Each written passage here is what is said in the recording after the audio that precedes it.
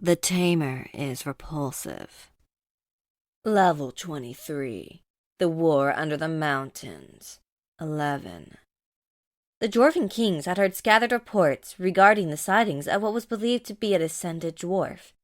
One of their race had become a hero god, something unprecedented and worthy of celebration. They knew no one who it was, only that whoever it was had a raging hate boner for the Rattan menace, and had intervened in their assault on several fortress cities, turning the tide single-handedly and either pushing the damnable rats away or wiping them all out. In the past few days, the sightings had ceased, but so had the bulk of assaults from the rat men. It was widely assumed by the surviving Dwarven kings and nobility that the new hero god had successfully beaten back the rat men and possibly even exterminated their leaders. Maybe he was bringing the fight to the rat people even now, tearing up their evil lairs of righteous zeal. The calm that preceded the unknown hero god's disappearance seemed too good to be true, and all thoughts of fleeing to the surface were quickly forgotten in the days afterward. Even as a week passed of no sightings of the anomalous hero god, the children of the stone felt that things were turning around. Then came the sightings of a mass movement of rat people, whose numbers seemed to turn entire sections of the underway into massive, undulating carpets made of sadistic and homicidal rat folk. They once again were back and ready for round 2. It boggled the minds of the gyrocopter crews to see so many bodies all moving, mostly, as one. The sight of all the monsters moving together and completely in sync of each other was enough to cause even hardened veterans to question if what they saw was reality or not. But the sounds and smells that emanated from the writhing mass of fur and hate could not be made up. When the Dwarven kings, who had begun to go back to business-as-usual mode after a week of relative quiet, saw the recorded images, they nearly passed out from shock and fear.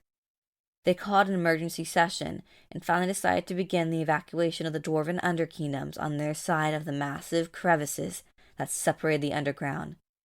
Unfortunately, this evacuation was not going to be easy.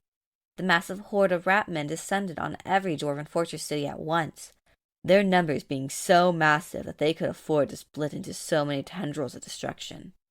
There were only a handful of fortress cities that had access to the surface, and thus the rest of the fortress cities had to make a choice.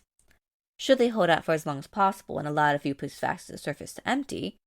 Should they try and break out and rush the few escape routes, or should they use the expensive and few gyrocopters that existed to airlift the VIPs to safety and leave the rest to their fate?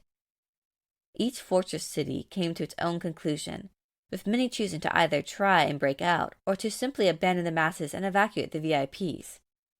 Needless to say, both those choices were not very good ones. There were too many Rattan surrounding the fortress city to break through without taking crippling losses, and the Rattan had their own ways of dealing with airborne enemies. The breakouts were hastily planned, and only a handful of dwarves managed to escape the sieges, if any at all, and the gyrocopters were shot down one by one as they attempted to flee. Normally capable of flying too high for Rattan to shoot, they were now burdened by large numbers of people and possessions, forcing them to fly low and well within the firing arcs of the Rattan weapons. The Dwarven kings and their families, those that survived anyway, did manage to make it to the surface, and after a day and a half had passed, and the vast majority of the people who could escape did, the exits and entrances of the surface were sealed with explosives. Needless to say, there were still some who did not manage to get out on time, but that was due to several factors, one of which including the unwillingness of the Dwarf kings to wait and potentially let the Rattan follow them.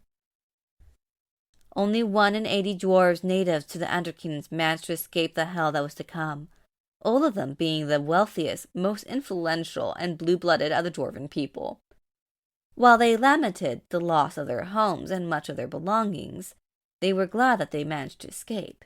They could start over, rebuild what they could, and eventually they, or their descendants, could retake their ancestral homes from the vermin. They would have their revenge, for a dwarf never forgets a single slight against them. Vale sat in a cart as the scenery rolled on past him. He had been safely on the surface for some time now, finding that even level 10 to 40 junk items that he had hoarded were considered extremely expensive in this new world. This meant that he had been able to build a sizable bank account in a relatively short period of time. The problem with gaining so much money so fast was that it raised eyebrows on the local and national levels of government. There were more than a few people who had tried to get Vale to confess fraud or other crimes, but Vale had managed to sweet-talk his way out of said situations. He was glad that his current equipment effectively reversed his cure blessing. Without it, he would have found himself in a shit creek without a paddle. Sure, he had trained his fishing, gathering, processing, and cooking abilities to peak perfection when the game was just a game. But there was something to be said about just buying the food already made.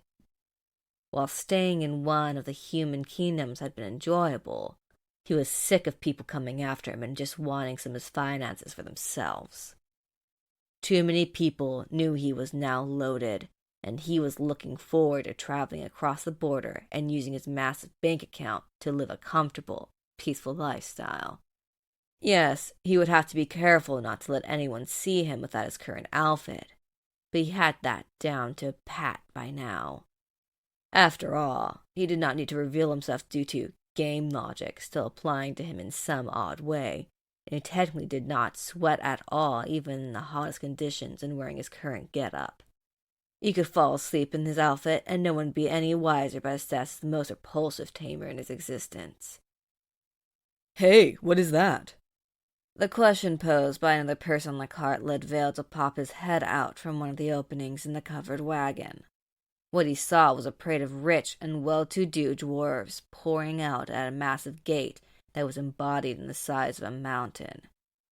With the sight that was before them rendering many in the cavern quite confused, the passengers and guards alike began to talk amongst themselves. Was that gate always there? No, it wasn't. Couldn't have been made recently either. Too much detail work. Then rune magic hit it.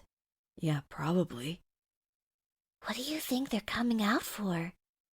Dunno. Heard a rumor that some kind of beastman horde is running rough hood over the lands. Seems like the dwarves finally met their match. Wait, beastmen? When were the beastmen in the underground? They should have steered clear of that place for several reasons. Nah, man. Old drinking buddy of mine said that I ain't beastmen, but some kind of rat people. Vale now had a sinking feeling that he had, in his haste to be free from the house arrest, had caused something very, very bad to happen. A dwarf in very regal clothing approached the stopped cavern and told the leader something that Vale could not hear.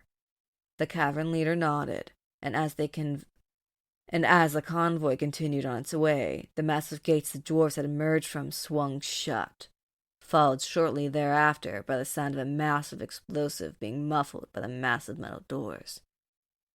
So what happened? Vale asked the caravan leader with growing dread. Apparently, a race of vicious dwarf-sized rat people overran the underground. Those are some of the few that escaped. I find these dwarf-sized rat people hard to believe, but if a king tells me they're real, who am I to question it? And were the rats looking for anything in particular, or did they just want to cause chaos? Vale asked with ever-increasing trepidation. No clue. Didn't ask. Why do you want to know? No reason. Vale said as he felt butterflies churn his stomach. Just wondered if there was a reason for it all. You are a weird guy, you know that? Monsters don't do things for reasons. They act purely based on their destructive urges with no rhyme or reason for anything. If there are monsters that look like dwarf-sized rat men down there, then they would be acting that way because they are built that way. The evil god of chaos and destruction made them that way, or so says the church, and I'm not paid nearly enough to question the doctrines of the church. Now, go back and sit down. We're almost at Trelawney Kingdom. Vale went back to his seat and stewed in his thoughts. Surely the five-clawed paw wouldn't just try and wipe out the dwarves because he ran away, right? How would they even know where he escaped to, let alone if... Oh, fudge muppets. He forgot just how twisted they could be and how much more powerful they were compared to him. If they did manage to trace where he landed, then stood to reason they could make the leap to the assumption that the dwarves had kidnapped him. Vale looked back at a shrinking group of dwarves in the distance as he cursed himself for not writing a note to explain his escape. Well, there was nothing he could do about it now. Besides, it was not like the rattan would just wipe out every dwarf in existence that had been left behind. Surely some would live and... Fuck.